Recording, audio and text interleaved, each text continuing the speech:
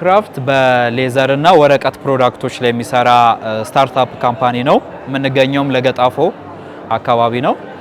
ኦሮሚያ ቱሪዝም ዊክ የሚያዘጋጀው ኤግዚቢሽን ሁለተኛ ጊዜያችን ስንሳተፍ ሲሆን ይሄ ኦፖርቹኒቲ ጥሩ ነገሮችን አመቻችቶልናል። እንደ ጀማሪ እንደመሆናችን መጠን ብዙ ሰው የኛም ፕሮዳክት አያውቀውም ነበርና አሁን ከተለያዩ ድርጅቶች ጋር ኮሙኒኬት እያደረግን ራሳችንን ፕሮሞት እያደረግን እንዲሁም ስራዎችን እያገኘን ነውና ጥሩ ኦፖርቹኒቲ ፈጥሮልናል ማለት ነው።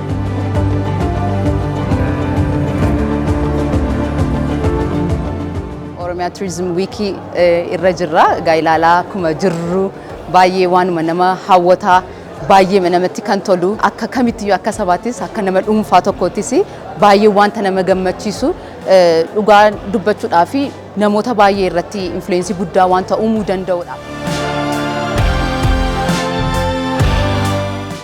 Hojiin turizimiin biiroon turizimii Oromiyaa yookiin Oromiyaa Turizim Komishiniin hojjechaa jiru hojii guddaadha. Biyya kana keessatti addumaan hawaasa keenya keessatti addumaan Oromiyaa keessatti bakkeelee turizimiidhaaf oolan hedduu kan qabnu ta'ee Oromiyaa Turizim Komishiniin hojii gurguddaa hojjeteen agarsiisa turizimii baay'ee nama gammachiisanii fi boqonnaa namaaf kennan akkasumas beekumsa namaaf kennan biyya kana keessa waan nuyi hin qabne hundumaa gabaatti baafnee akkaataatti beeksisuu dandeenyu irratti qophiin torbee kana asirratti hojjetamaa jiru. Guyyaa irraa jalqabe kun baay'ee kan nama boonsuu fi waan baay'ee bareedaadhaan jedha.